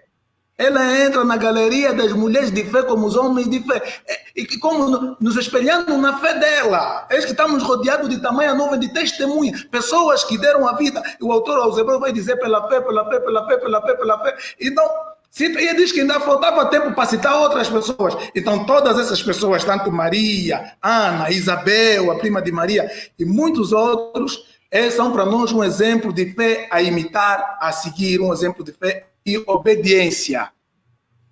O Frei disse uma pergunta minha que o Frei não respondeu. Já que é uma questão teológica, disse que não respondi, desculpa, qual é a questão? Estou a fazer agora a questão novamente. Isso é uma questão teológica sobre adulia, hiperdulia e latria. Ok. Eu disse que na teologia católica, mas o fiel normal é que ele não sabe distinguir, principalmente, como diz o Hugo, sem querer ofender, fala assim, os fiéis de Angola. É claro que é diferente um católico em Roma, onde está o Frei, um católico em Portugal, está o Hugo, um católico aqui no Brasil. É diferente de um católico, como um protestante também, na Europa, no Brasil, em África, por causa do pouco acesso aos livros, e também é uma questão, a teologia católica não é para todos, é para o clero. Então podem não ver essa questão da dulia, hiperdulia e latria. Isso na questão teológica, mas na prática, eu perguntei aqui como o fiel que se prostra diante da imagem, e na Bíblia, e também, não sei se a questão de imagem aqui entra, porque Deus proibiu a criação de imagem, e quando se fala que, por exemplo, tinha a imagem de querubim na arca, e do bronze, não era para se encurvar ela, nem era para orar ela, nem para dirigir oração, como o Frei nos explica, que pessoas se prostrem diante de imagens que Deus proibiu, não farão para ti mais escultura, não se prostrarão a ela. É uma clara desobediência à orientação divina, e nem prestarás culto, mas se dobram a ela e prestam culto. Como o Frei diz isso, e como um crente, vamos tirar os termos teológicos, dulia, hiperdulia, latria, mas como um crente vai dar conta que isso que fiz agora aqui na Fátima ou no Judas, é diferente daquilo que fiz a Jesus, se ele se dirigiu a ele pedindo, fazendo alguma prece. Ok, isso é muito simples, pastor, responder. Vamos com a ideia de definir o conceito de idolatria. O que é idolatria? Idolatria é depositar a nossa fé numa pessoa, num objeto ou numa coisa. Isso é idolatria, ok? Isso é idolatria. Quando, por exemplo, o povo hebreu construiu o bezerro de bronze, né, e depositou a confiança naquele bezerro, era idolatria. Okay. A representação artística não é proibida na Bíblia em parte nenhuma. Aliás, Deus dá o dom da arte a muitos artistas. Okay? Portanto, a arte é uma linguagem, é uma forma de comunicar, é como escrever. E então, o que é que nós ensinamos ao nosso... Esse dulia, hiperdulia, pergunta a qualquer católico que anda na rua, vai ver que nem sabe disto. São abordagens teológicas, como é falar, por exemplo, consubstancial, é falar do problema do filioque. Não sei se o filioque, o pastor já vai falar do problema do filioque. Frei, a pergunta é como é que o fiel, ok, ele não sabe disso, mas como é que ele pode saber que aquilo que ele praticou na primeira imagem, na segunda, e que ele vai praticar na imagem de Cristo é diferente? Aqui só venerou, só honrou e ali adorou. Se ele a pedir aos três. Não, olha, a experiência de fé é individual. Existem liturgias comunitárias, como a missa, existem para-liturgias comunitárias e existem meditações e orações comunitárias. Como existe a pessoa que entra na igreja e fica sentada a meditar. Como existe pessoa que fica diante de uma imagem que é para a imagem ajudá-lo a fazer a sua meditação. Como, por exemplo, o pastor pode pegar na Bíblia, não é isso? A Bíblia é um conjunto de papéis, não é isso? Podemos queimar isto sem problema, não é isso? Mas, como nós sabemos que é a palavra de Deus, a honramos. Podemos nos ajoelhar e beijar a Bíblia, porque sabemos que é a palavra de Deus. Mas isso é papel, pode pegar fogo, sem problemas. Podemos usar a Bíblia, a folha de papel, para acender o fogão, sem problemas. Não vai sair nenhum demônio de dentro, nem o Espírito Santo. O que é que acontece? O que é que se ensina aos cristãos? Ensinar os cristãos a rezar, a orar. Depois, os meios e as circunstâncias que utilizam, aí é que vai diferir. Depois, a igreja tem o cuidado, atenção a esse detalhe, termino. A igreja tem o cuidado de chamar a atenção para os exageros, porque os exageros existem sempre. O que acontece, por exemplo, no Brasil você tem a devoção à Nossa Senhora Aparecida, que não existe em Angola. O brasileiro, portanto, que é devoto de Nossa Senhora Aparecida, não entende, por exemplo, de Mamã Muxima. Aí, qual é o papel da igreja e dos pastores da igreja, dos bispos e dos padres? Ter cuidado para que a comunidade não trasvale. E, por vezes, até pode errar, a comunidade pode até passar dos limites. Então, o trabalho dos pastores, como faz o pastor, é chamar a atenção que aqui se foi além do limite. Vou dar um exemplo concreto de Angola. Havia São José de Calumbo. Sabe como é que São José de Calumbo, a igreja tecnicamente acabou fechando? Porque muita gente, todas as quartas-feiras, iam para lá a pedir marido. E depois aquilo voltou, um monte de testemunhos e tal, a igreja percebeu, aqui já não tem espiritualidade, aqui isso já não ajuda para a vida espiritual dos cristãos. Com calma, sem fazer proibições, São José de Calombo, aos poucos, foi fechado. Boa. A igreja acompanha a espiritualidade do povo, mas a igreja não interfere na espiritualidade de cada um. A igreja tem a doutrina. A doutrina da igreja está toda disponível na internet. Boa, boa, boa, boa. Chegamos ao fim do nosso debate, mas eu não queria, seria injusto terminar sem um moderador, que sou eu, não ter o privilégio de inquirir também, não é? Fazer aqui duas perguntas, uma para cada um. Perguntas que estão aqui também a arder no meu peito. Uma vai para o pastor Sihanouk e outra vai para o Frei. Vou perguntar primeiro ao... Quem acabou de falar agora foi o Frei, então vou perguntar ao pastor Sihanouk primeiro. Pastor Sihanouk, pastor, não acha que a concepção, esse desprezo que muitas vezes você vê entre protestantes a Maria, não acha que é resultado de um sentimento anticatolicismo por parte dos protestantes? Entendi, estava aqui à procura de um livro para indicar para as pessoas. Bem, é importante dizer que a história da igreja, temos a história da igreja e temos a história da teologia cristã. A história da igreja começa com o livro de Atos, e ela vai desenrolar o que aconteceu. E depois nós temos a história da teologia cristã, ou seja, o registro histórico dos dogmas, das doutrinas e da produção cristã.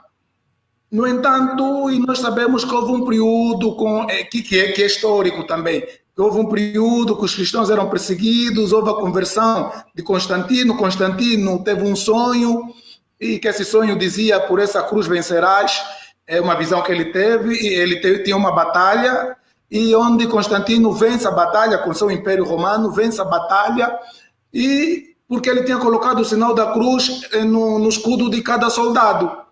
Quando Constantino vence a batalha, ele entende aquilo como sendo um sinal divino, que dizia que por essa cruz venceria. Então Constantino, ele oficializa o cristianismo, ele manda parar a perseguição contra os cristãos e vai além, oficializa o cristianismo como a religião oficial do seu império. Só que você sabe que a fé é algo... Está me ouvindo? Estou a ouvir.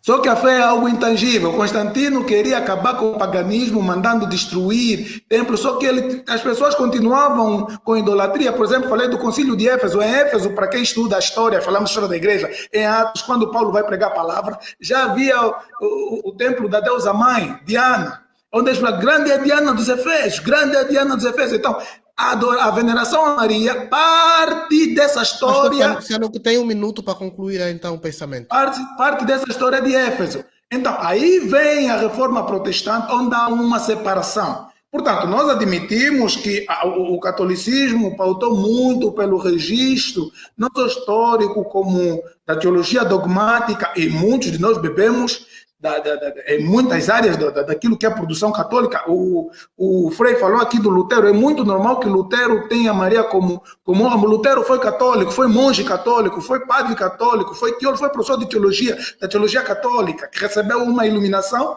Para nós protestantes, porque na teologia católica o Lutero é dado como um desviado, como um apóstata. Mas, resumindo e concluindo, é mais ou menos por aí, assim, falando terra a terra. Resumindo e concluindo, nós temos divisões de pontos de vista quanto à hermenêutica, a forma como nós interpretamos a Bíblia com os católicos. Mas nós temos aqui esse livro, quero indicar aqui esse livro, que é História da Teologia Cristã, escrita por Roger Olson, que é protestante, que vai falar dos concílios, vai falar de tudo isso aí. Hoje nós temos boa produção católica. Há um livro aqui, que até é da Paulus, e a católica tem bons livros teológicos. E eu recomendo também, da Paulus, tem um livro aqui, História das Heresias, onde nós não podemos aflorar aqui de tudo. Está aqui o livro. Eu recomendo todo mundo comprar esse livro aqui. E está vendo que eu estou recomendando o livro católico aqui, olha, Paulus. E o Frei riu aqui. História das heresias, conflitos ideológicos dentro do cristianismo. Quais são esses conflitos que surgiram? No entanto, aquilo que eu falei, nós temos pontos de vista diferentes sobre as doutrinas da Bíblia, basilares, discordamos de certo ponto, mas não negamos ao tudo a produção A produção teológica católica. Eu mesmo aqui tenho muitos livros de produção teológica católica. Boa, obrigado, pastor Cianuco Monteiro. Frei J.J. Rangalo. A minha pergunta para ti é, Frei, se por um lado eu tentei apertar o pastor também na parede, deixa tentar apertar o Frei na parede com o ataque mais mortal possível, não é? O texto que lemos aí em Timóteo, que diz que há um só Deus, um só mediador entre Deus e os homens, Jesus Cristo, o homem. Mesmo aqui, nos comentários, na seção dos comentários, havia um comentário, eu tentei meter também, são muitos, eles vão descendo, é difícil às vezes capturar um. Mas havia um que dizia, Maria sim, nossa mediadora. Maria sim, nossa mediadora. Tem aqui orações de padres e de freis, teus colegas, teus amigos, citando Maria com termos, usando terminologia bastante parecida com a terminologia que nós usamos para se referir ao Senhor Jesus Cristo, ao nosso Deus, em adoração. A pergunta é,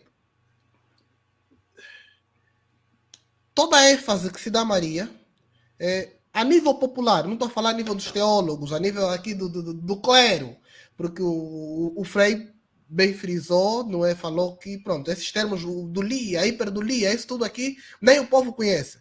Mas, a nível do povo, não é? A nível popular, não acha que o impacto da teologia católica, dessa construção mariológica, o impacto, o resultado prático do povo, não estou a dizer aqui dos teólogos, do povo, o resultado prático para o povo foi, sim, uma concepção de mediação de Maria e, portanto, adoração a ela. Está aberto o microfone? Tá aberto, força. Okay. Não, olha, Manu, o que você diz é absolutamente tudo certo. O que é que acontece? Houve tempos de grande exagero, de grande exagero da figura de Maria. E se chegou a falar, assim, inclusive se chegou a falar, e aí onde entra alguma parte da teologia de Lutero, de se falar de Maria como corredentora. Chegaram a aparecer ideias desse tipo, ok? Como corredentora ao lado de Cristo. O que a Igreja fez no Concílio Vaticano II? O Concílio Vaticano II é um concílio ecumênico e a Igreja continua a insistir nessa de apresentar a figura de Maria dentro da cristologia. Por isso, por exemplo, nos documentos do Concílio Vaticano II aparece em Lumen Gentium, Luz do Mundo, Cristo, Luz do Mundo, é onde se fala de Maria, que é para exatamente colocar Maria dentro da cristologia. Quer dizer, não se pode compreender, não se pode tirar Maria, destacar Maria da figura de Cristo. Isso é a doutrina da Igreja. Em termos práticos, qual é o problema que temos todos, e o pastor vai confirmar isso? É a questão da formação. Okay. Muitas vezes, por exemplo, a própria formação bíblica, digo eu como católico, nós temos muito católico com muita deficiência na formação bíblica. Não participam nos cursos, não frequentam a catequese. Aliás, procuram chegar aos sacramentos de forma rápida, sem se preocupar em aprofundar a própria doutrina. Eu digo, estou a falar para os católicos, não estou a falar dos protestantes, porque nós na Igreja Católica não temos o costume de falar das outras igrejas, tipo dizer que a Igreja X fez X. Hoje em dia, existe aquilo que nós chamamos o diálogo ecumênico. Então, o católico hoje, uma primeira coisa que aprende em relação às outras igrejas, é chamar as igrejas irmãs por causa do diálogo ecumênico. Então, se ensina o respeito às outras igrejas. Então, raramente se fala das outras igrejas especificamente. Pode-se falar de um outro pastor que fez lá suas maluquices, mas quase se proíbe falar contra as outras igrejas. Então, o que é que acontece? O grande esforço da igreja hoje é trazer a Bíblia para o centro da formação cristã. Primeiro, formação bíblica, formação em história da igreja e formação litúrgica. Por que acontece, também, Manu Hugo? Tem aquela que é a liturgia oficial da igreja e depois tem as devoções pessoais. As devoções pessoais a igreja não consegue controlar. Claro. Então, mesmo no protestantismo temos o mesmo problema. Quando essa devoção começa já a passar os limites, é aí onde os bispos começam a intervir. Okay? Começam a intervir com uma carta pastoral de orientação e tal. Mas isso passa. Mas imagina, Frei, figuras de proa no catolicismo usarem também frases como Maria, já evita-se o termo corredentora, mas, por exemplo, tudo com Jesus, nada sem Maria. Isso, o Frei não acha esse tipo de frases problemáticas? O problema é se nós usamos a frase isolada do contexto, ela pode, por exemplo, se você pega a frase e começa a fazer uma abordagem teológica, ela sai errada. Por exemplo, o Papa atual, o Papa Francisco, não é isso? Ele teve devoção mariana de quando ele era criança. Por exemplo, ele é devoto de Nossa Senhora que desfaz os nós. É uma devoção muito rara na Igreja Católica. Ok? Porque para ele, Maria é aquela, tipo, é a mãe.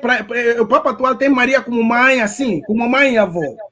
E ele, qualquer problema, por exemplo, esse Papa, antes de sair de Roma, e quando chega, vai sempre para o Santuário Mariano dos Romanos. Vou terminar essa parte, que é chamado Santa Maria Maggiore, ou então Salus Populi Romano. Por que se chama Salus Populi Romano? Salvação do povo romano. Essa é a coisa mais engraçada que pode existir. Se chama assim porque quando Roma estava sob controle e gestão da igreja, os romanos vieram, o exército romano veio contra o exército papal e venceu. E entrou Porta-Pia aqui perto de onde estou. E aqui em Roma existe uma tradição muito estranha, digo estranha. Em muitos cantos você encontra o desenho de Nossa Senhora colocado com uma vela. Assim espontaneamente, não é a igreja que coloca. E termino isto. A questão da devoção pessoal, a igreja continua a trabalhar, porque a Mariologia não é uma coisa concluída. Nós não sabemos tudo sobre o mistério de Deus, nós não sabemos tudo sobre o mistério de Jesus Cristo, não sabemos tudo sobre Maria. E termino dizendo, por exemplo, quem olha para a Basílica de São Pedro, que é a principal estrutura católica, vê sempre várias esculturas em cima, né? Não sei se já repararam nisso. Sim. Dessas esculturas tem todos os profetas, todos os apóstolos, não tem a figura de Maria.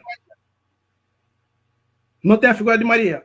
O Papa João Paulo II, o que é que fez? Quando olhou, mas como é que não tem aqui a figura de Maria? Tudo tem de todas, de várias mulheres da Bíblia. E ele mandou desenhar um pequeno quadro onde escreveu Maria, todos tuas, porque ele dizia que Maria, ele era filho de Maria, ele sentia filho de Maria, o Papa João Paulo II. Ele escapou a 3 atentados. E ele diz que aquilo se deve a Nossa Senhora. É devoção pessoal, não é doutrina da igreja. Certo. Para um protestante ouvir essa coisa de na Basílica, está lá todos os santos e faltou Maria, depois meteram Maria, isso na mente do protestante soa como um panteão de ídolos. Brincadeira. Sim, mas qualquer dia nós podemos fazer um live para falar da importância das imagens. Porque as imagens são literatura simplesmente. Está aqui já registrado. Então, nós temos que terminar agora. Sim, eu vou terminar com uma correçãozita. Quando o pastor está a falar, eu abanei a cabeça com Constantino. O ano 313, o Edito de Milão não foi o reconhecimento oficial do cristianismo como religião do Império. Foi 312. Foi o Edito de Milão, foi para a tolerância. O cristianismo se tornou religião do Império com Adriano muito mais tarde. Prontos. Nós terminamos, nós ficamos aqui. Nós sabemos, Hugo, é falsa a ideia de que não há unidade entre os protestantes. O que há sim é manifestações diferentes. Depois o Frei aí vai ter o último minuto dele para fechar. Diferente da adoração a Deus, e então essa hermenêutica, já que é só a escritura, e, por exemplo, nós não dependemos de uma interpretação já pronta, dada pelo clero, onde todo mundo diz amém. Já que todo mundo tem acesso à escritura, todo mundo interpreta, nós só ensinamos a regra para se fazer a exegese.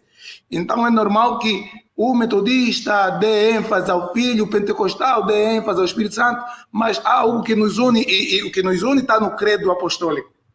Creio em Deus, Pai Todo-Poderoso, Criador dos céus e da terra, e Jesus Cristo, o único Filho do nosso Senhor, qual foi concebido pelo Espírito Santo no ventre de Maria. Ele nasceu, morreu, ressuscitou, creio no Espírito Santo, na ressurreição dos mortos, e na Igreja Católica, que é a Igreja Universal, entende-se o corpo de Cristo espalhado no mundo, e não a denominação. Nisso, todos os cristãos, católicos, protestantes, estão unidos nessa, pelo menos a base que a ortodoxia formou para dizer que nós queremos nisso como cristãos.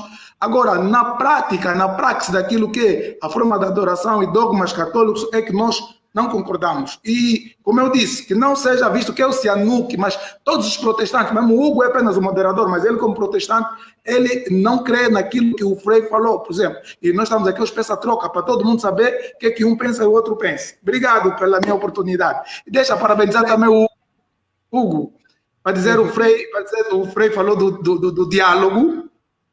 Parabenizar porque já houve, claro, na janela aberta, convidou-se pastor, convidou-se padre, mas o Hugo está a trazer então em Angola, numa primeira vez, esse diálogo interdenominacional, esse diálogo sobre um assunto da fé cristã. Olha, eu quero parabenizar o Hugo e dizer, não pare por aqui, vamos continuar.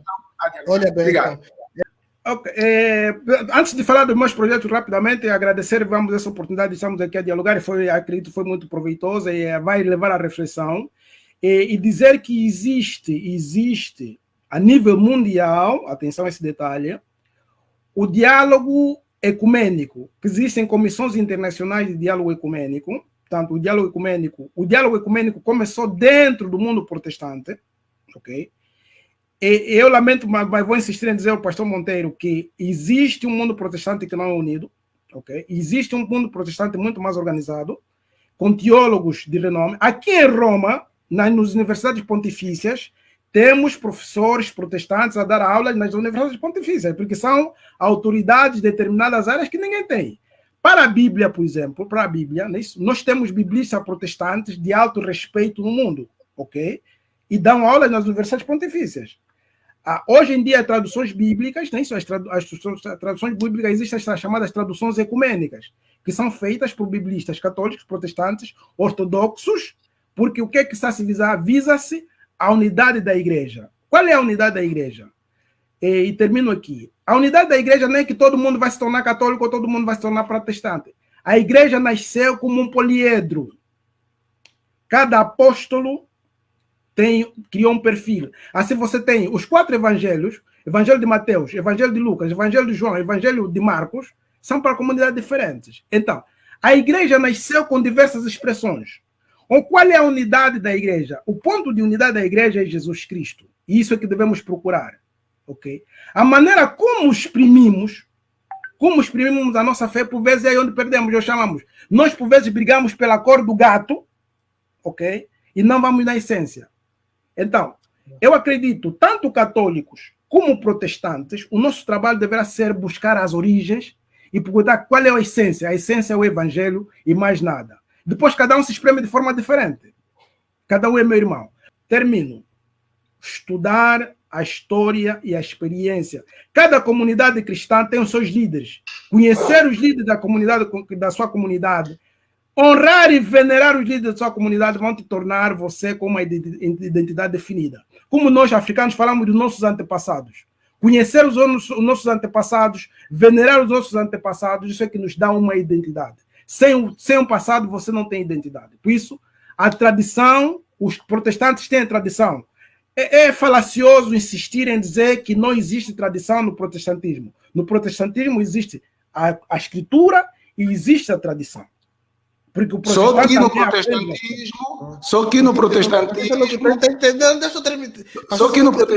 deixamos claro que a Bíblia está acima da tradição. Mas estamos de acordo com isso, a Bíblia está acima da tradição. Eu disse isso, começamos da Sagrada Escritura. Não é discutir. Reta final. Frei, termina bem rapidinho o teu pensamento. Já terminou? O meu pensamento era simples. Primeiro, a Escritura. Certo. Segundo, não ignorar o resto. Amém. Você tem que saber a tua história. Você tem que conhecer os teus líderes. Isso é a tua tradição. O primeiro livro que eu escrevi é este aqui. Pessoas que pensam que os protestantes não produzem, em Angola nós estamos produzindo. Jesus, o grande professor de teologia. Então, neste livro, eu digo que as doutrinas, na verdade, que estão na Bíblia, que nós estudamos, que demos termos teológicos como cristologia, angelologia, tudo isso Jesus ensinou. Soteriologia, que é a doutrina da salvação, Jesus disse que o Filho do Homem não veio para servir, mas para ser servido, mas para servir, dar a vida em resgate, que é a redenção. sobre os anjos. Ele falou angelologia, ensinou que rogaria ao Pai que enviasse legiões de anjos, que os anjos protegem e por aí fora. Então, Jesus, o grande professor de teologia, é o primeiro livro que eu tenho. Depois lancei o segundo livro, Saiba Como Chegar Longe. Aqui já não é área teológica, aqui é a área de autoajuda, área motivacional. Graças a Deus eu dei palestra em muitas universidades em Angola antes de vir para o Brasil, e muitas pessoas me mandam até as mensagens de que esse livro tem revolucionado as suas vidas. Já tem a segunda edição que eu lancei aqui no Brasil, não vejo agora e não vou roubar o tempo. Depois lancei o terceiro livro, também da área motivacional. Este livro, um dia eu vi que o presidente da República fez menção ao título e diz: a maior riqueza de Angola não é o petróleo, é você. E um dia podemos convidar o Frei, porque alguém disse: você está convidar o Frei para falar disso, porque eles falam de política, vai ter um dia vamos falar de política. O Frei já esteve aqui. Então aqui eu já deixei claro em Angola, antes de eu sair de Angola, esse profeta Sihanouk Monteiro já havia dito que não é o petróleo o maior recurso que a Angola tem, mas são os angolanos, que é o capital humano, que deve se investir no capital humano, que na verdade Deus colocou mais petróleos e diamantes dentro de cada um de nós do que no subsolo.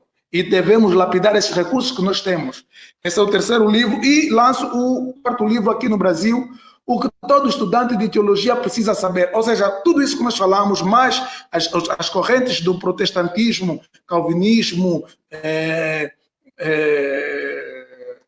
passa-me o termo agora, ao calvinismo e o Hugo me faz lembrar aí. Luteranismo. Exatamente. Resumindo, concluindo, mostra o caminho que a pessoa que vai entrar para o campo teológico vai encontrar. Então, o que todo estudante de teologia precisa saber de antemão para estudar teologia.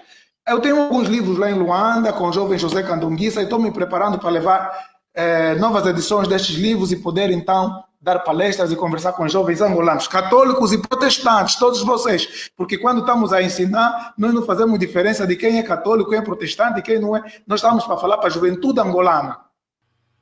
Bem, como protestante, deixa eu explicar no Frei como nós concebemos o ecumenismo. Nós somos a favor do diálogo interdenominacional, somos a favor do diálogo interdenominacional entre igrejas protestantes. Existem outros líderes e há essa ecumenismo. O comunismo defendido por alguma ala do protestantismo é a unidade do corpo de Cristo, ou seja, entre as igrejas protestantes. Agora, o comunismo, onde há diversos objetos de veneração ou adoração, muitos de nós protestantes não são a favor, esse é o meu caso também. Muito obrigado, meus irmãos. Deus vos abençoe. Deus abençoe a todos que nos acompanharam. Deus abençoe os pastores que estão aí do outro lado, Feliz Paulo, Churdi Pinto e todos os outros irmãos. Deus abençoe. Obrigado. Muito obrigado, muito obrigado. Frei, muito obrigado. Deus abençoe. Muito obrigado. Muito obrigadíssimo. Obrigado. Valeu muito. Espero termos contribuído para esclarecer algumas coisas. Deu para esclarecer, só para esclarecer. Forte abraço, muito obrigado.